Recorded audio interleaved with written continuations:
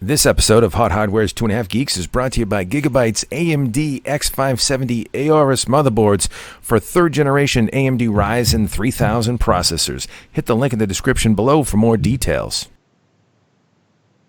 In this episode of Hot Hardware's 2.5 Geeks, we have a guy that's so geek, he's ultra geek, that he builds his own custom mechanical keyboards. And he has a solid shot of Radeon Adrenalin coming next.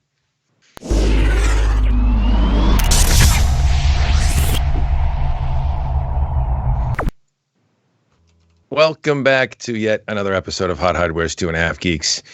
And today we have a special guest with us. We have a gentleman from the land of AMD, from the red Radeon land of AMD. And we also have Marco here today. He's here as usual. How you doing there, buddy?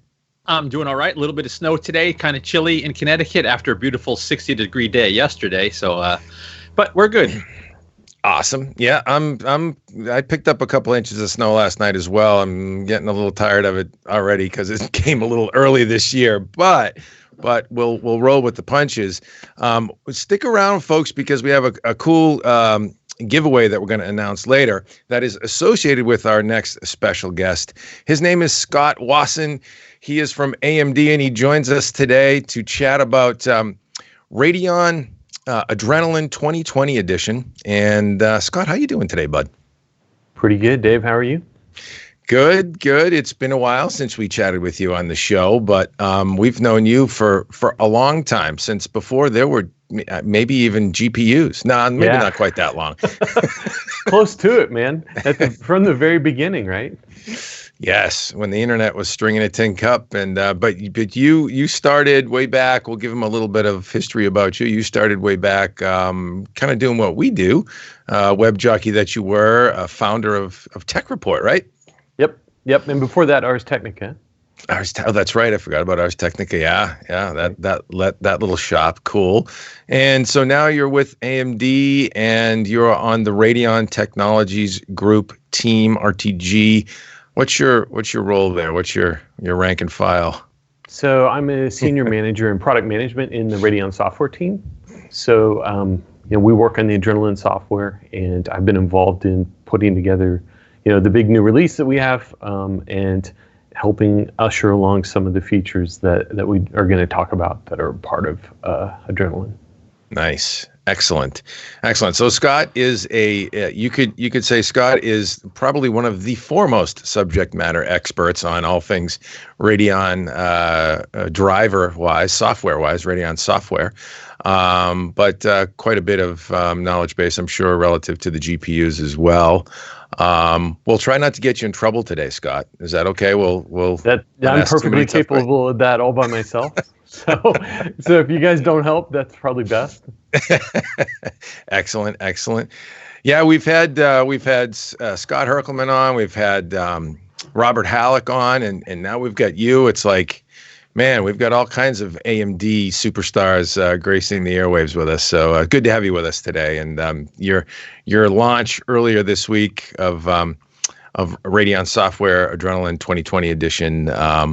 Our friend Ben Funk took a look at it, and actually, oddly enough, Ben used to write a little bit for the Tech Report years back, right? Yeah, I saw those frame time graphs in his article there. Slightly influenced. Well, I tell you what, we love good writers here, and Ben is a gifted technologist. He really understands the tech really well, writes really well, knows how to generate those frame time graphs, and he did a great job sort of unpacking what the Radeon Software Adrenalin Edition 2020 is all about. So let's dive into that. Marco, I know, has some burning questions in his mind. He's usually the guy that does a lot of this kind of stuff for us, but he was traveling in Maui, poor guy, right, Marco? Man, that's rough. That is rough, man. Yeah, it was hard spending a week in Maui. You missed out on my software. I can tell you're hurting. Yeah, it cut me deep, Scott. It cut me deep. He was jonesing for the software as he was sipping the umbrella drinks in Maui with the folks at Qualcomm. Yeah. Always with the girly drinks, Marco. That's it. Yeah. I don't think I had any alcohol the whole week. Really? Yeah, I was good. Okay. All right. I'm having one for you right now, having a little IPA, because it is beer 30 here on the East Coast. West Coast folks, you're probably still enjoying your work day. But we're going to kick back and we're going to talk software. Marco, I know you had some things rumbling around in your noggin. Ben also had a couple of questions as well. And then, of course, viewers, readers, please chime in the chat and fire away, and we'll try and have Scott field the questions. We'll pepper him to see if he can dance a little bit for us. Yeah, so Timothy Hill and JG in the chat will work your questions in where appropriate. I see them, so don't think I'm ignoring you right away. We'll work those in when we can. He just ignores me. Oh, I didn't hear what you said. I'm sorry. Did you say something at the end there? Exactly. I said you just ignore me. Oh, no, that's perfect. True. I mean, that's just years of reflex kicking in, Yeah. Go for it. So if you guys in the chat or anyone viewing, if you haven't seen our article covering the Radeon Software Adrenalin 2020 edition, definitely head by the site and take a look. This is a major software release, and I hesitate to call it just drivers because it's really a full suite of utilities and tools. AMD has systematically sort of built up their software suite for the Radeon GPUs to offer really a ton of stuff over and above just, driver functionality. There's lots of hardware monitoring, lots of tools for streaming, even now tools for, setting game profiles and launching your games, even browsing the web from inside the new software. It's a huge update to the Radeon software suite. Now, we should probably start at the very beginning. So, Scott, even the installer is basically new here. What was the thought process in revamping the installer with the drivers, or with the? I'm not going to call them drivers, with the Radeon software suite. The new software. Well, the drivers too. I'm sure, Marco, spent plenty of time with GPUs, which means you spend time with installers, right? And they, it takes time to install your drivers. It sometimes you want to uninstall and reinstall. You want to make sure that everything is clean. And so this is a completely re-architected installer. And I think we measured up to 34% faster install times. So that's one of the key things. Also, it has a new factory reset option. So when you want to do a clean install, then you can press that button. In fact, it'll even let you do a factory reset, but keep your settings so that you get all the sort of cleaning, new install goodness, but then you don't lose the settings that you have for games as well. So also it has a new look and feel, which you'll see is kind of part of the whole thing that we're doing with this release, which is a new look and feel throughout, right? Gotcha. Now, just off the top of my head, why wouldn't you want to do the reset every time? Is it just because it's more cumbersome? Are there potential caveats to doing the cleanup? It seems like something, if you want to be really particular about your setup, just do it every time. Well, it takes more time, and it's typically not necessary. But if you're troubleshooting, you have an issue, or you just want to avoid one, then you can do it. Gotcha. And then one of the things I noticed during the installer, and we cover in the article, you're now sort of presented with different profiles on your setup. There's like a gaming setup, an esports setup, and then also something labeled standard. I think we should sort of explain how those options differ, because if somebody's used to just installing a previous suite and running, they might have a different experience with those other options, correct? Right. So the idea behind the profiles is pretty straightforward. We have a lot of interesting features in Radeon software that are meant to enhance the gaming experience. And oftentimes, we're concerned that just that people find them and use them. And yet our defaults for basically the sort of average user who may not even be gaming need to be pretty conservative, right? And so what we've done is we've offered these profiles as just some pre-baked sets of options then it's just gaming, esports, and standard, so that folks can choose something and then get some things turned on. So for instance, just so that this makes sense, if you choose a gaming profile, then you get our enhanced sync feature, which is an alternative VSync mode that is both low latency and reduces tearing, which I think is probably better than other VSync modes. It doesn't cap your frame rate. It's really nice. It turns on Radeon image sharpening, which will give you crisper images, especially if you're upscaling or using a game that has temporal AA.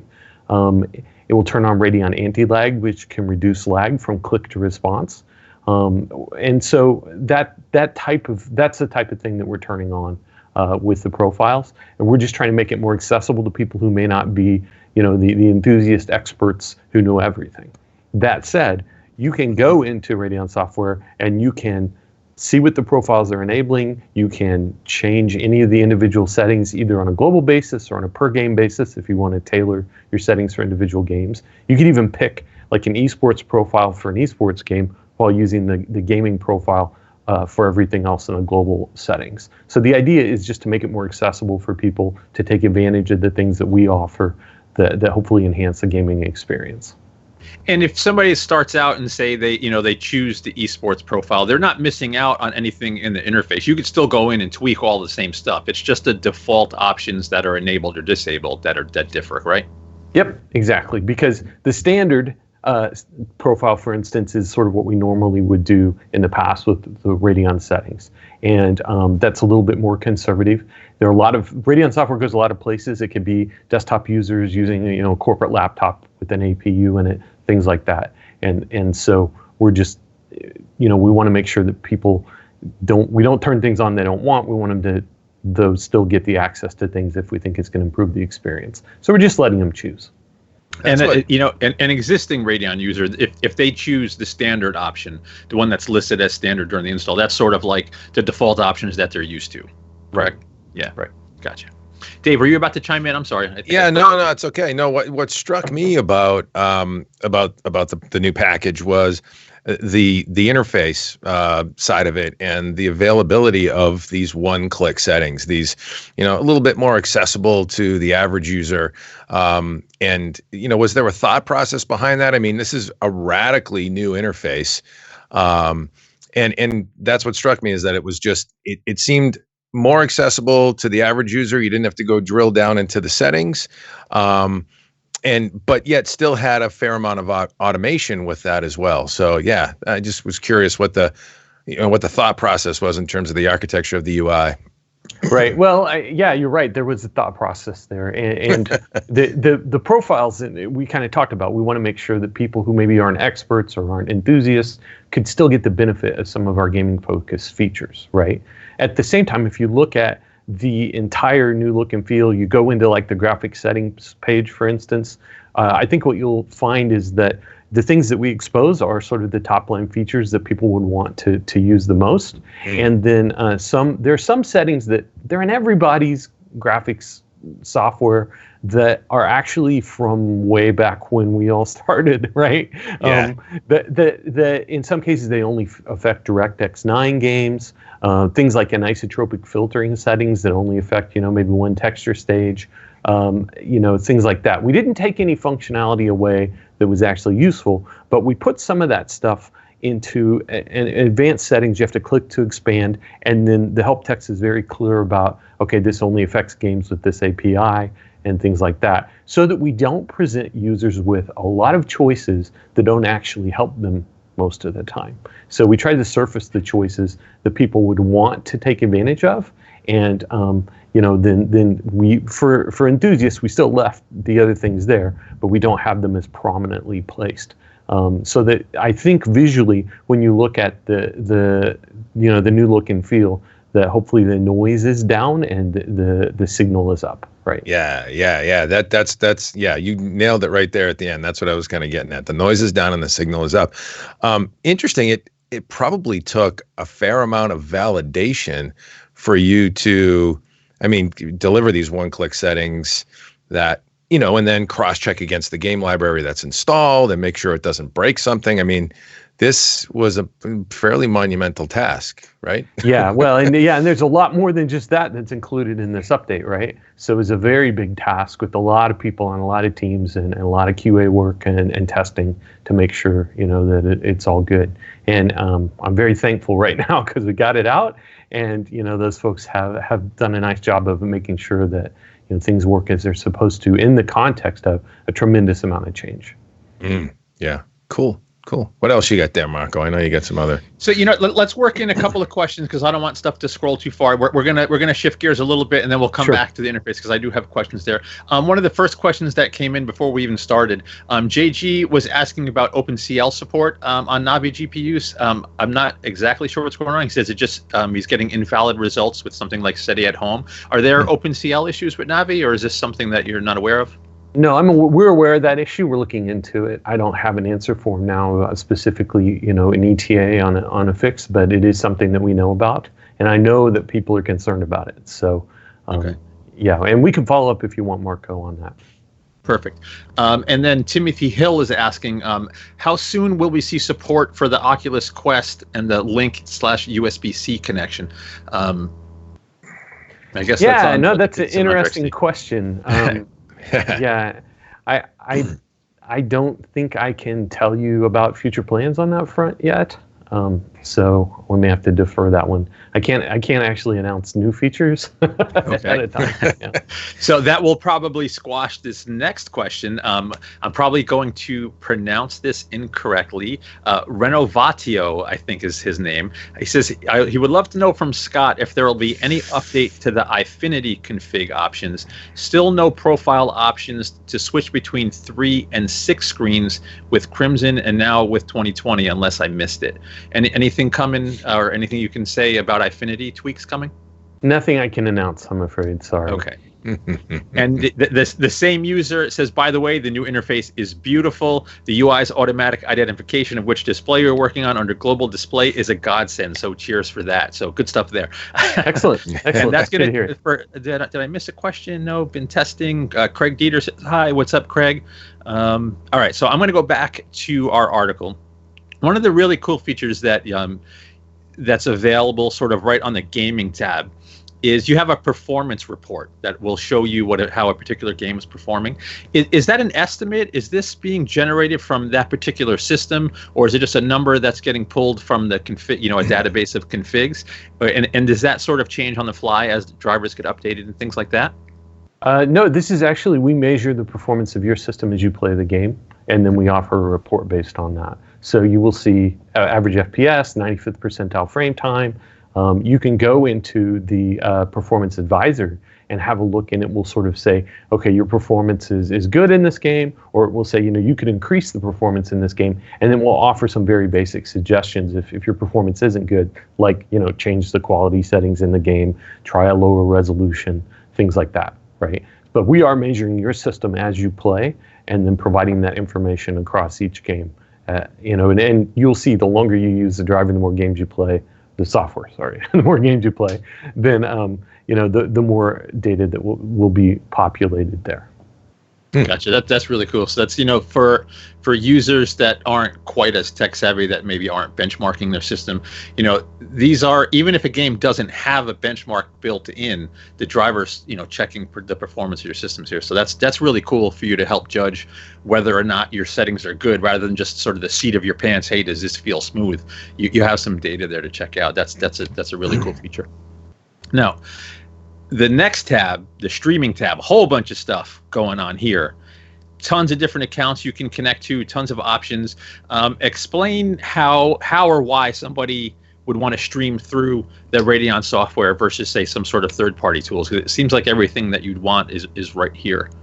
Right. Well, that's the idea, right? This is meant to be easy and accessible, and you don't have to go and deal with the complication of some of the third-party packages that may be very powerful, but can be difficult to set up, or may involve a second PC in many cases. So what this does, it allows you to connect to the major services, Twitch and YouTube and Mixer and things like that. You can, control audio and camera settings. You can have different views. You can have your Twitch chat showing up in an overlay. You can control where your webcam shows up, and you can switch between those views live as you go along. And it all uses Radeon hardware encoding for the video so that it's low overhead. And we actually also have some special sauce involved in the capturing of frames so that also is low overhead. So that you can just on a single system play and stream and interact with people, all at once. Okay, and I'm going to get this wrong because our briefing was a few weeks ago, but there was a particular array of APUs and GPUs that were supported for these features. What were those again? Well, it does depend on the feature. So, okay, gotcha. Go ahead. Right. It does depend on the feature. This is Radeon discrete GPUs typically for this. So the streaming, the encoding engine only on discrete GPUs? At this point, yeah. At this point, okay, gotcha. And in terms of driver support, it was Raven Ridge APUs and GCN and newer GPUs, right? Well, what I was saying is that's typically what we tried to do in this update. So one of the things that you've seen, like this summer, we rolled out Radeon image sharpening, and it was typically just Navi-based, Radeon RX 5000 series cards that we supported on that. And over time, then we added support for Polaris and Vega and things like that. But with this update, then it's Raven Ridge and newer APUs and GCN and newer GPUs. So going all the way back to like the Radeon HD 7000 series, we support on Radeon image sharpening. And that's typically the case with a lot of the features that we have in this update, including Radeon anti-lag, for instance, and several of the others. Gotcha. Yeah, that's one of the really cool things that you guys have been doing here, sort of, updating the whole experience for even people that have had cards for a few years. It's really cool stuff. David, did I step on you again? Were you trying to say something a few minutes ago? I'm sorry. No, not at all. I'm actually just looking through. I mean, there's a ton of new features in this thing. Scott, what's your favorite? And I know we want to talk about Radeon Boost and understand that, but beyond the performance enhancements, what's your favorite bell or whistle, I guess? I'm looking at things like, AMD Link and some of the enhancements there. There's some pretty powerful mainstream sort of hooks here that are built into this package. Right. Well, one of the big things that I haven't even really mentioned is not only do we have a new look and feel, but in the past, we kind of had an in-game menu option we call Radeon Overlay, where you could control a limited set of things. And then we had on the Windows desktop Radeon settings, where you could control quite a bit more. One of the big changes now is you get the same look and feel and the same basic functionality exposed, whether you're in a game or on the desktop with the new software. So it's basically the same thing. We do contextually have a different home screen that we show you, whether you're on the desktop or in a game. We show you more metrics about the game if you're in a game, but typically it's all kind of the same. So you can go in and do all sorts of cool stuff, right there.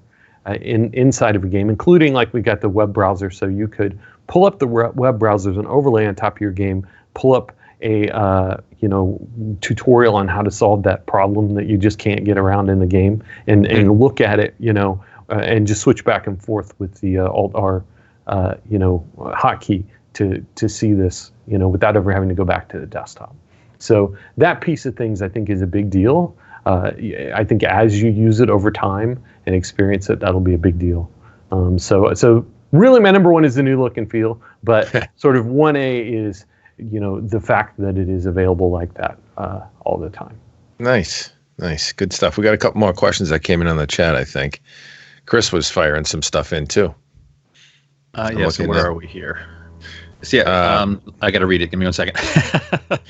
Yeah, so Chris says, does the streaming part support Realtek NDI source plugins? Wow, that's getting specific. Yeah, no, I don't believe that we have audio plugin support. Okay. Yeah, or any plugins like chat overlays, etc. Yeah. There are chat overlays. Yeah, they're not necessarily plugins. They're actually just built into the software, but there are a number of options like that. Yeah. And Scott, we have a comment from somebody that's saying some of the games and applications are not being correctly detected on his system. He says, for example, DOSBox is being recognized as Wolfenstein 3D. He says, would be nice to adjust it by yourself. Can you alter the list of games that populate that interface? Is that an option? You can go in and manually add games. Yeah. Can you remove them as well? Yeah. You can? Okay. All right, JG, but I would say also, maybe submit a ticket, go to the AMD forums and let us know about it too, because we do want to correct it. That's actually a good point that I'm glad you brought up. Anybody in the chat that's asking for features or wants something added to the drivers, AMD actually listens to the feedback that they get, and lots of the features that get added to the drivers were suggestions from users, and like the highest ranked suggestions are sort of the ones that get in there. So, go interact with AMD. As you can see, they've been on the podcast, 3 times, I think, the last year. They're totally into listening to the community. So if you have feedback, definitely go and submit that stuff in the AMD forums. It's important that they hear it.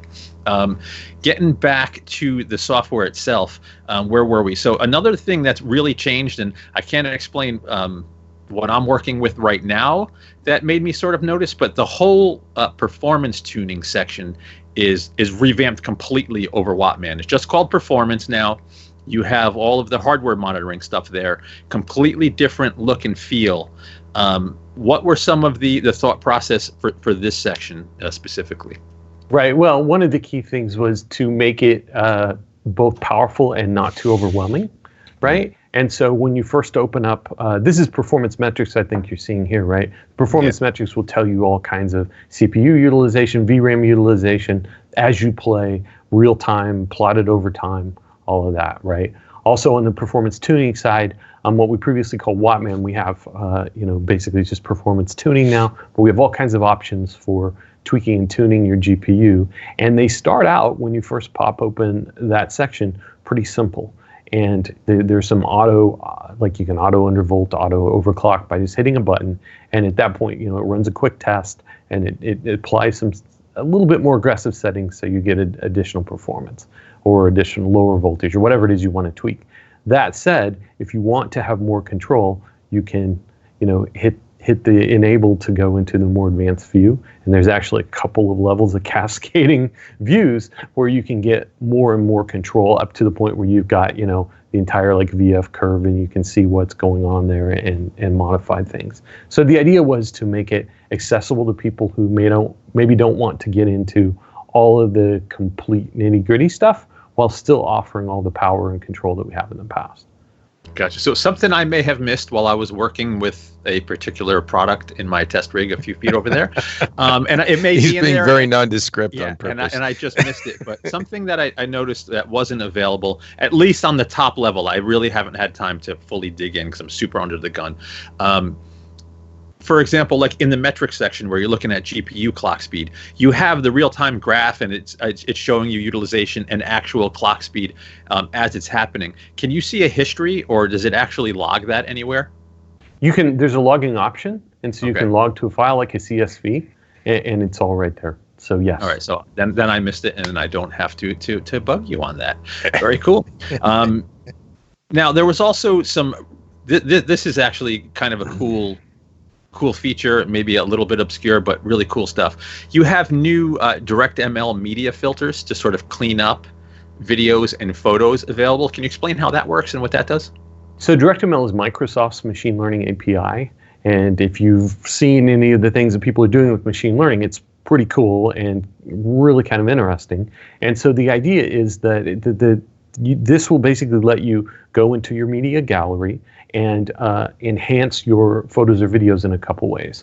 For photos and videos, you can do high quality upscaling, and then for photos, we do denoising as well. And so if you're like me and like my I've got kids now who are just that age where you take a lot of pictures of them and they're beautiful, brand new phone camera pictures. But then I've got some older kids and all the pictures are yellow and noisy and low resolution because digital cameras were bad when they were young, right? You could maybe go and enhance those pictures to look a little bit nicer. And the idea is that, we hope with machine learning that we can achieve higher quality than you could programmatically with something just like a Photoshop filter. Nice. Gotcha. Actually, I was thinking about machine learning relative to this driver and performance tuning as well. GPU is obviously very, very adept at machine learning, lots of different machine learning workloads. Is there, other than this specific feature, obviously, which takes advantage of that, are there features or, sort of a future I know you can't talk about specific features, but are there hooks in that you guys can envision in the software that will take advantage of machine learning for a better user experience, or are they sort of underlying now currently in this package? Or if I tell you a lot of specifics, then they come and the crowbar hits the back of my head and the video feed cuts out. Yeah, we want you to stick around. Yeah, but I think you could say that the fact that we've included some DirectML capability in this software release is a statement of us paying very close attention to what's happening there, supporting Microsoft and the DirectML efforts they have, and so we're definitely thinking along those lines. Got it. Cool. And then the other thing that occurred to me in this, and I don't know if this is debuting now or not. Marco's much closer to the daily grind with GPUs and drivers, but integer scaling. This is now a part of your feature set, correct? In this? Yep. Okay. We added it, so you get that retro look if you want. Whether it's playing old games or even if you just want like super crisp scaling to a high PPI display, then you could turn it on in this thing and it just works globally. So it's an option on a per game basis, but you can also just have it work, all the time. And it's really just integer ratios that we support. We don't do the nearest neighbor thing, which I think looks rather poor. You're better off with like Radeon image sharpening and traditional GPU scaling, right, for that option. But we do have it, and if you want to play Warcraft 2 or whatever it is, and see the pixel art, then that's a nice way to do it. Nice. Pixel art. All right. What else we got, Marco? So we got a lot of stuff. So I'm someone with a very apt username for the way this question is framed. And I think it's going to set you up, Scott, for a discussion that we had during the briefing. So username attack in the chat says, when I talk to the VR community, most of them are interested in your competitor. There's a stigma around AMD GPUs. People are afraid to use AMD due to past driver issues. What do you have to say about that, Scott? Attack. Yeah, so our efforts to get better are a big part of what we do. And as a company, I think we've been a big turnaround story. And I'm happy to be participating in that. One of the things that we talked about in the briefing, Marco, was that Microsoft has telemetry that it collects on end user machines around stability and incidents that happen on those machines, and we've been working with them. And so in this last year, we've hit a new milestone. Actually, Microsoft has said that this is the most stable Radeon GPU driver that we've ever shipped. And so we have actually worked with them, as well as doing our own internal testing, which continues to make sure that we have good and stable drivers. Then we can try and reduce those incidences of friction and problems that do sometimes occur. Marco, I'm gonna put you on the hot seat here a little bit as well, because you've, through the generations of GPUs, both AMD and NVIDIA, had varying degrees of frustration and difficulty with either camp, frankly. There was a period of time years back, and I think this is kind of where that sentiment that the viewer may have been coming from, where years ago there was this stigma of stability issues with AMD. What's your experience now, honestly, with respect to what you see in terms of AMD driver stability? And I mean, you kick the tires, light the fires, and beat these things up all day long when you're testing, and so you see a lot of corner cases. Yeah, so I have two things to say about that. So I am meticulous about my test rigs because HotHardware, unlike some other publications, like we're a bunch of a lot of the writers on the site, we're sort of jacks of all trades. We don't have one guy doing one thing. So I need to really optimize my time. So I am meticulous about keeping my test rigs super clean and operating perfectly, because if I have to fight with a test rig, it could mean the difference between an article getting done on time or not. So with my test rigs, how meticulous I am with their setup, I honestly haven't had a driver issue. The last driver issue I had was on an NVIDIA GPU. It was on RTX Titan. I had a driver that wouldn't install properly that, I was under the gun. Windows 10 installed so fast, I just re-imaged and started clean, and that fixed that. I don't know what the issue was, but I haven't had a real hardcore driver issue from either camp in really a long time. So, years past, old-time geeks like us that used to deal with, the driver of the week, that's just not how it is anymore with Windows 10 and the new driver models. The user experience is so much better for everybody. And then now, anecdotally, I love to build systems for people, and I have one friend in particular who has always used GeForces, and just this past upgrade cycle switched to a Radeon. And literally, I swear to God, I'm not making this up, one of the first things that he said was, "Oh my God, look at this software. When's NVIDIA going to change theirs?" And because it's so different. Now, they have GeForce Experience, which has some cool features, but in terms of digging into the driver menu, it's a very different experience, and AMD's done a lot of work in that regard. You have the overlays to have all your data in game. There's lots of stuff available just doing the simple, I hesitate to just say the driver install, but if you just download the driver package and install it, you get all this stuff right there. And that's a really cool thing. And NVIDIA's panels, they haven't changed. I don't know how long. It's been many years since those have changed. So I don't know. I dig what AMD has done here with the interface and the amount of data about their systems that users can get now just from hitting a key combination, popping up an overlay. You can now see how fast your system is, how hot your GPU is. You can browse the web right from inside there. It's just lots of cool stuff that it's not just a simple driver install. I got to jump in and add some balance here, because this isn't, by the way, this isn't a paid sponsorship podcast. Let's make sure we get that out there right away. But Scott's heart, like the Grinch that stole Christmas, that movie, when his heart grows 3 sizes and bursts. That's Scott right now. No, this is great, guys. I mean, all I get to hear about is problems we need to work on. Like, that's the job, right? So, no, it's good to hear. It's good to hear. Yeah, good stuff. Good stuff. What else we got? We got Tuan in the audience. Tuan does some work with us. DirectML gives me an idea. I should take shots using my Panasonic SuperDisc Digicam, my Pixel 2 XL, and see how well DML works with older formats.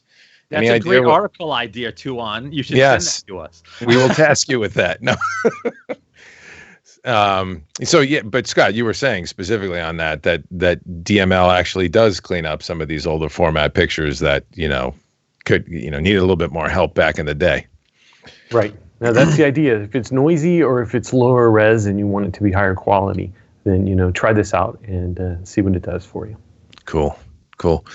What else we got, Marco? We should dig into the really cool Radeon Boost feature. The Boost, yeah. So this one is really interesting, folks. If you haven't seen the article, you haven't, the suite just launched yesterday, so you may not have seen this, but the new Adrenalin 2020 edition has a feature called Radeon Boost, and as the name suggests, it can actually boost performance, but the way it does it is not sort of a traditional optimization. So Scott, let's dig in here and explain what Boost is and how it works.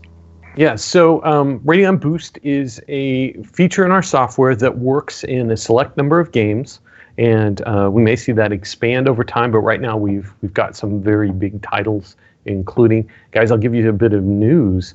Apex Legends is supported. And I don't think that's anywhere, but you got it now. Oh, we got it. We got a little tip, a little scoop. Nice.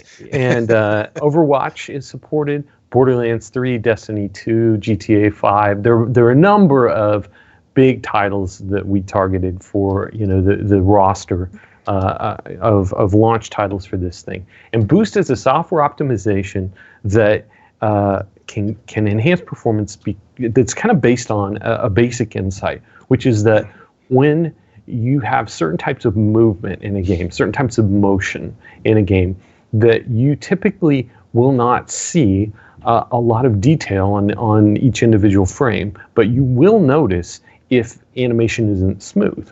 And the type of movement that it targets is when you're playing a first or third person game and you move the mouse and that triggers camera rotation. That's when Boost does its thing. What it does is it lowers the rendering resolution in response to actually we're monitoring your mouse movements, and so it's instantaneous, right? And at that point, then, in response to what you're doing, the frame rate will go up. And so what you hopefully will not perceive is the reduced detail in the individual frames, but what you hopefully will perceive and appreciate is the fact that motion is more fluid. And so there are a couple cases where I think Boost is really nice. One of them is, Marco, when I visited you, I showed you on my little APU-based laptop where we weren't quite hitting frame rate for 60 frames per second in Overwatch. Turn Boost on, and as you play the game, when Boost is doing its thing, then gameplay feels much more fluid.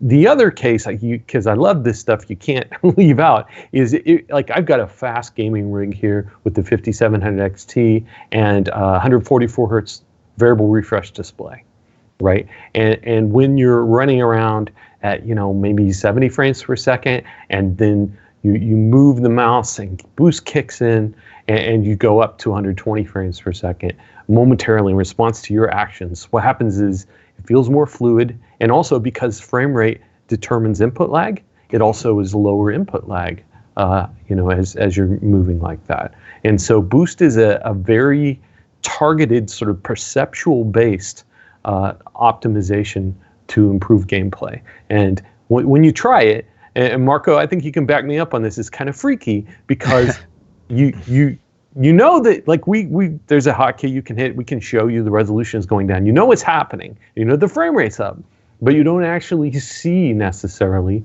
the resolution drop. And the drop can be substantial because we'll cut to it steps down between basically 83, 66, and then 50% of linear resolution, depending on the amount of movement that you're doing. So we'll cut to, on a 4K display, rendering it effectively 1080p. But you may not notice at all that that's happening. But what's happening in that very moment is that the frame rate may more than double, right? Because Boost is dropping the resolution so much. So Dave, you look a little. I'm not sure you're. Well, no, I'm thinking, the wheels are turning as you're explaining this, and it's a fascinating technology. I'm wondering what you think the impact might be relative to the esports community with this, and I guess I'm just thinking through. They wouldn't have an issue with it, if somebody's using this technology. It's their system. It's more responsive. It's faster to respond to input. But what are your thoughts about the potential impact in esports? And could it be like a new killer feature for some of these guys that, live and die by the millisecond or less?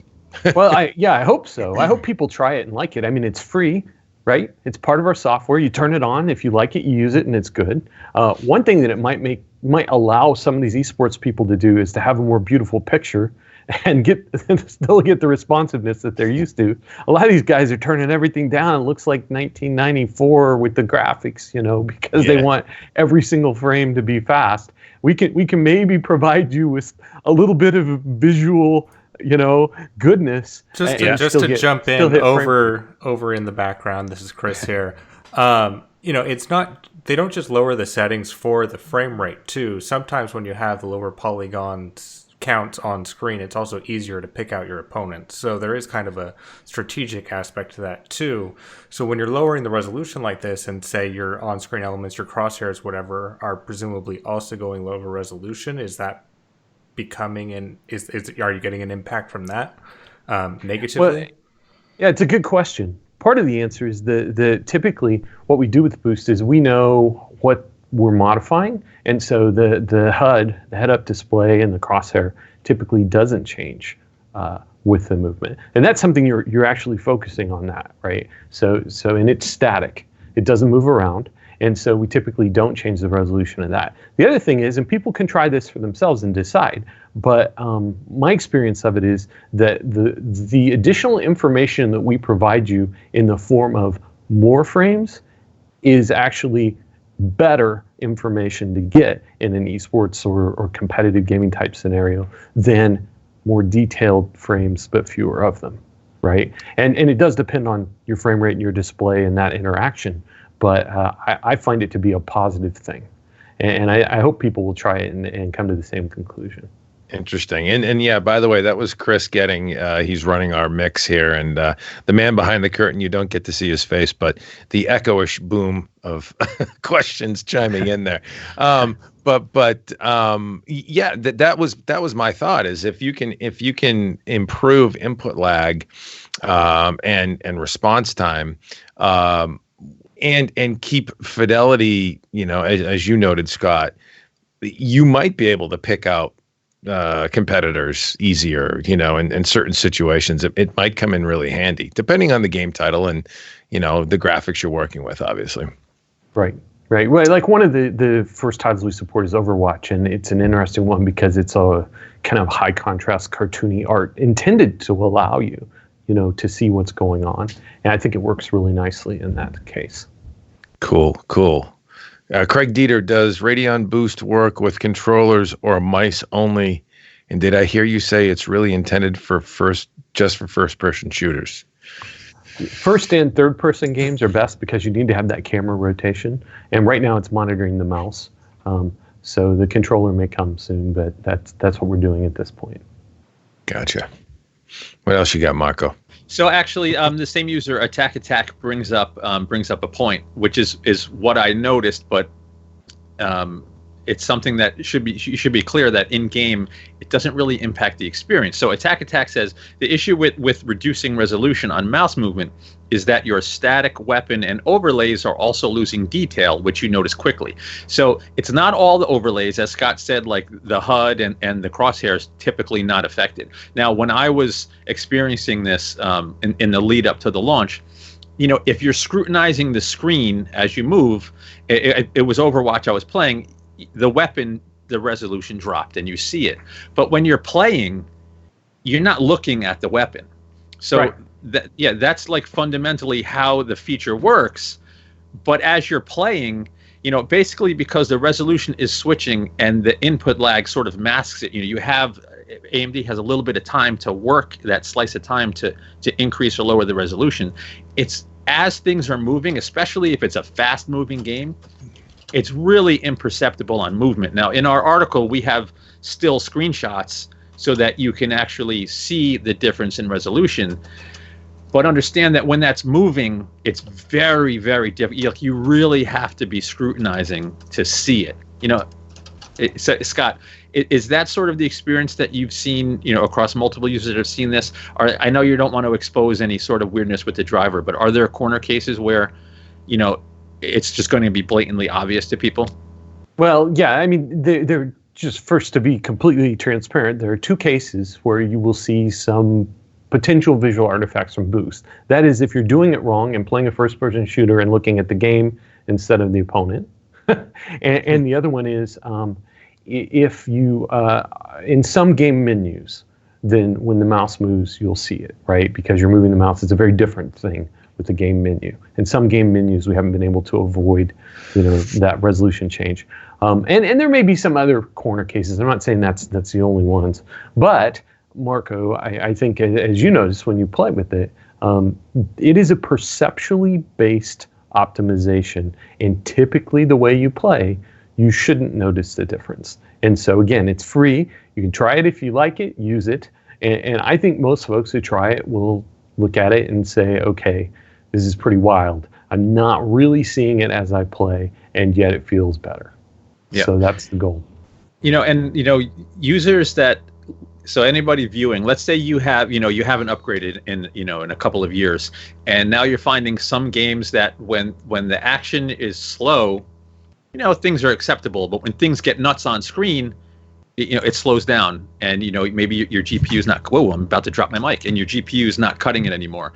But I experienced Boost first on an APU-powered laptop, and the experience in Overwatch is very different. The APU is not a super high frame rate, tool for Overwatch, but it went from, Scott, refresh my memory, I think we were somewhere in like the 40s or 30s with Boost off.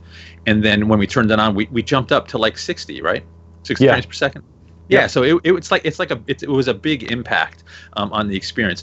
In the chat, Pet May, be nice. I'm not going to ask that question, and I'm going to pronounce this one incorrectly too. Disemerged scroll, I don't know how to pronounce that. Sorry. Hey, question. Today I played Injustice: God Among Us, and the game had the UI looking weird with no health bars. Not sure if it's a driver issue, but can you look into it using a 5700 XT? Any known issues with Injustice: Gods Among Us? I'm not aware of that. That's one of those, pop into AMD forums and report it, and we'll look at it. We definitely want to know, and we want to make everything work right.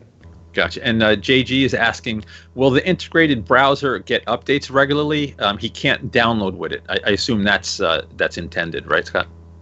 Yeah, I don't think we want to download with it, but it does have like multiple tabs and bookmarks. It's a Chromium-based browser, part of the Qt framework, so it should get regular updates as we update Radeon software. Gotcha. Now, getting back to Boost, was there anything that we failed to cover? I sort of shifted gears and lost my train of thought there. I don't know. I mean, one thing about Boost is it is very experience oriented. You shouldn't just look at it from a perspective of what is my average FPS change. Your FPS change will depend on how you play, right? And it's really about how is my experience changing. It is subjective evaluation first and foremost. That play with it. It's out there now. If you got a Radeon, you can just download and play with it and see, because it's really about how it interacts with you, right? So like in his article, Ben had some frame time plots, and you could see that they were not always perfectly smooth. They would kind of move up and down depending on what you're doing. One of the key things to understand about this, because people get fixated on I want my frame time plot to be smooth, right? One thing to understand about this is the frame time plot is showing the system reacting to you. And so perceptually speaking, this is like there shouldn't be any downside.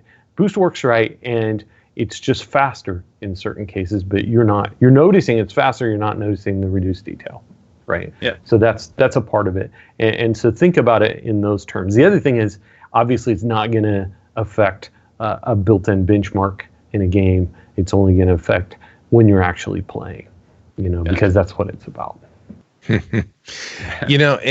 mean, what strikes me about what you folks are doing, Scott, lately is, it's sort of started maybe with Radeon image sharpening, and maybe that's just sort of an inflection point that I noticed most back in the day when that was first introduced.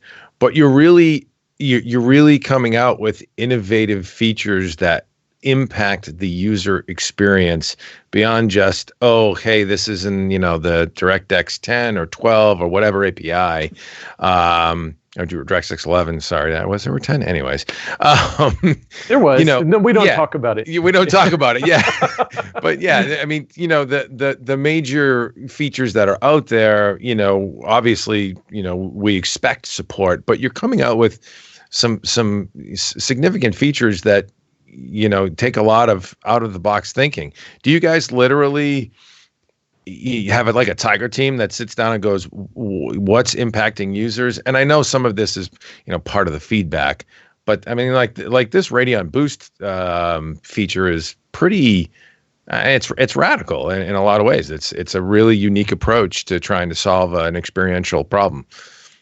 Yeah, no, it's really, actually, I love this stuff. I'm super happy to be involved in things that improve the gaming experience. And so we definitely have a trajectory of continuing to build things that improve the gaming experience and then improving those things. Like we added DirectX 11 support to Radeon image sharpening in this release, in addition to all of the additional support for APUs and all of that. And if you look back, right, you could go look at Radeon Enhanced Sync, which I think is a better VSync, Radeon Chill, which is similar to Boost in the way that it responds to your inputs and changes the frame rate. In that case, it's applied to save power, extend battery life while gaming.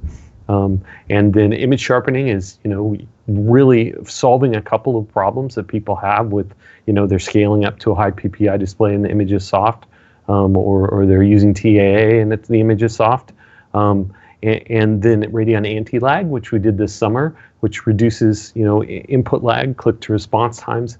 all of that stuff is part of this bubble we call user experience, and we're thinking about our gaming experience. We're thinking about gaming experience focused capabilities all the time, because that's what we want to do, is deliver good gaming experiences, to people, and places where we have the opportunity to go in and make things better. We're definitely going to give that a shot. And there's some really smart engineers who have worked on all of this stuff for us. A few of them in particular, I really appreciated, come up with some of these things and made them happen, made them reality. And I'm thrilled to be involved in all of that. Nice. Now, it's an interesting data point. You talk about the engineering population at high-tech companies like this.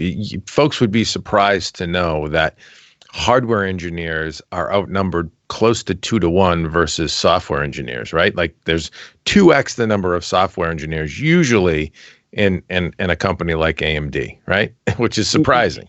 Well, yeah, I don't actually know the headcount ratios, and if I did, I probably couldn't tell you. But I mean, there are a lot of people in software. Software is what makes things go, and it's actually funny, because sometimes I have conversations with people on the CPU side, and there are people building software for our CPUs as well. But on graphics, it's different, right? There's a lot more opportunity to build things there, and there's a different sort of expectation, and so yeah. Software is a big part of the overall package, and it's a place where we're trying to build something that's distinctive, that gives people better experiences than they would get otherwise. Well, I think you're on the right track with all these new features, and even if one of them isn't a killer app that everybody can take advantage of, there's some high level broad brush features here that hopefully help in a multitude of different user gaming use cases. Couple of minutes left before we got to close off. Marco, any questions? And then we'll tell the folks about what we're giving away this week, which is decidedly AMD Radeon Red. Yeah, so there's a bunch of stuff in the chat. Just quickly, Tuon, there's no way he's answering that question. Raymond says he recently switched GPUs, and I missed the AMD driver interface. See, told you. We have High Algo in the chat. That's the guy that kind of worked on Boost, that that's the mastermind behind that feature. Oh, really? Wow. Yeah. Hey, man.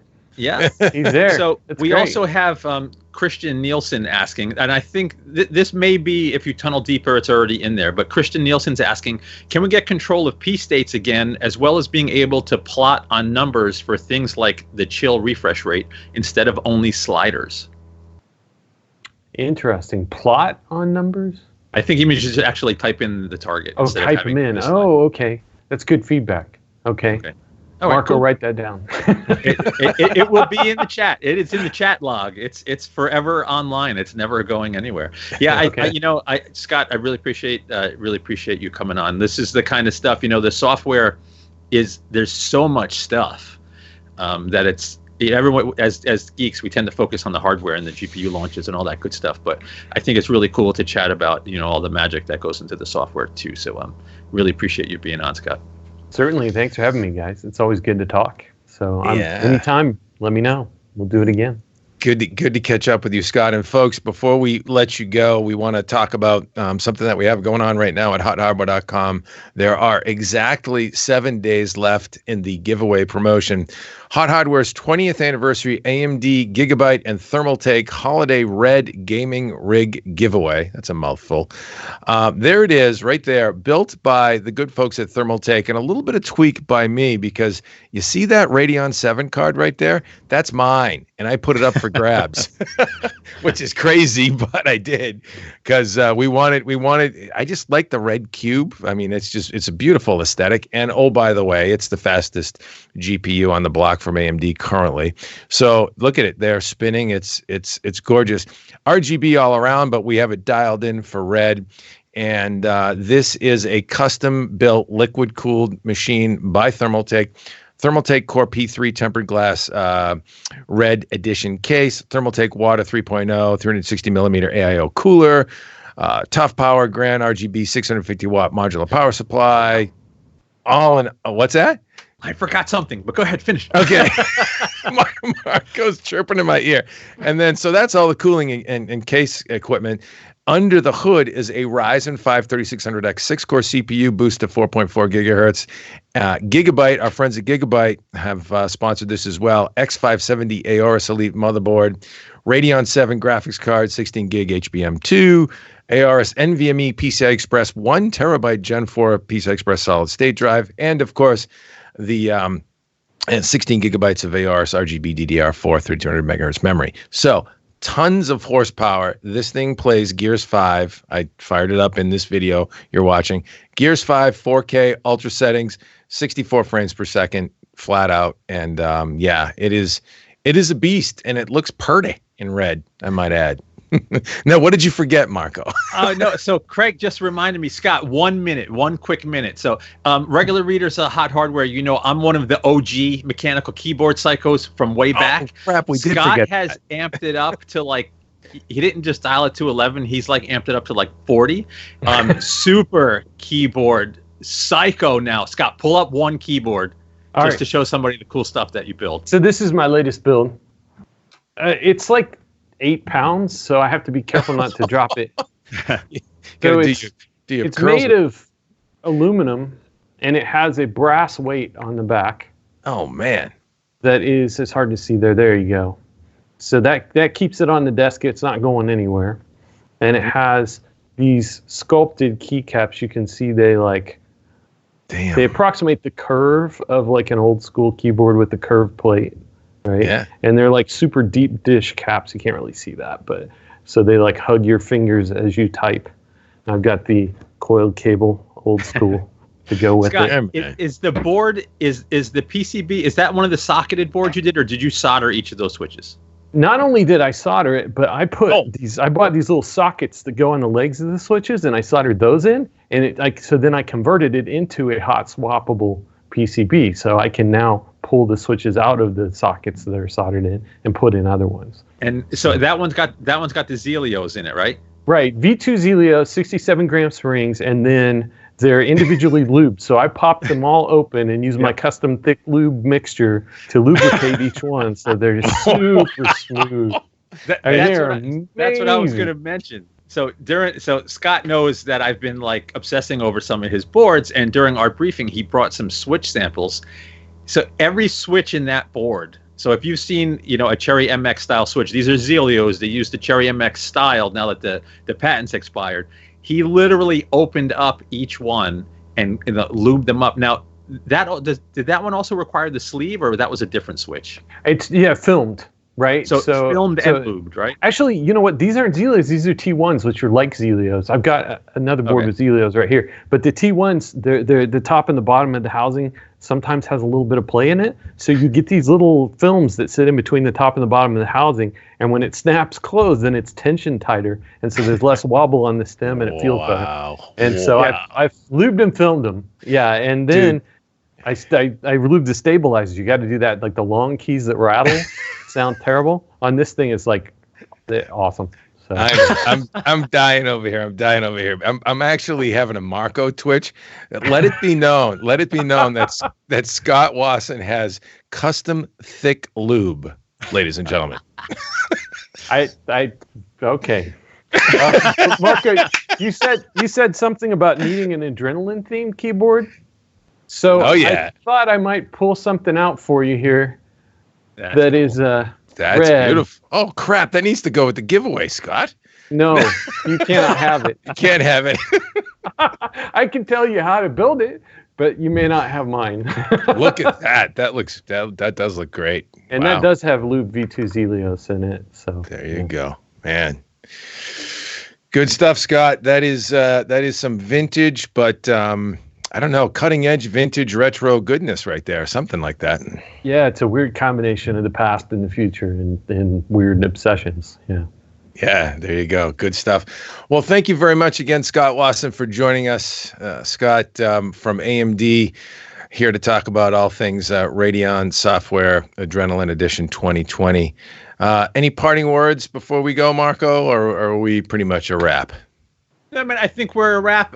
Thanks again, Scott. Everybody watching, make sure you stop by the site. There's lots of stuff we never get to talk about on the podcast that's posted up on the site. Make sure you stop by tomorrow morning because there may be some more AMD related news tomorrow morning. Maybe. Yep. And definitely come by the site and enter for that giveaway. Of course, Attack had something negative to say about the number of entries, but you got to be in it to win it. And, this is the second monster giveaway we've done this month. And there's another one coming after. So come by the site, keep an eye on all this stuff, engage with the community, have fun with some other geeks. You will never be as big a geek as Scott Wasson, but, we all aspire to something.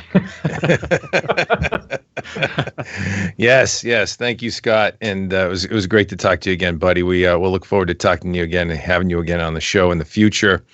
And yes, I was certainly the half geek today because you guys are two full-on geeks. Scott, you may be geek plus, honestly. Which I mean, these days you're a rock star if you're a geek, so you're all good, right? It's all good, yeah. Thanks for having me on, guys. All right, thanks for joining us, and thanks everybody for stopping by.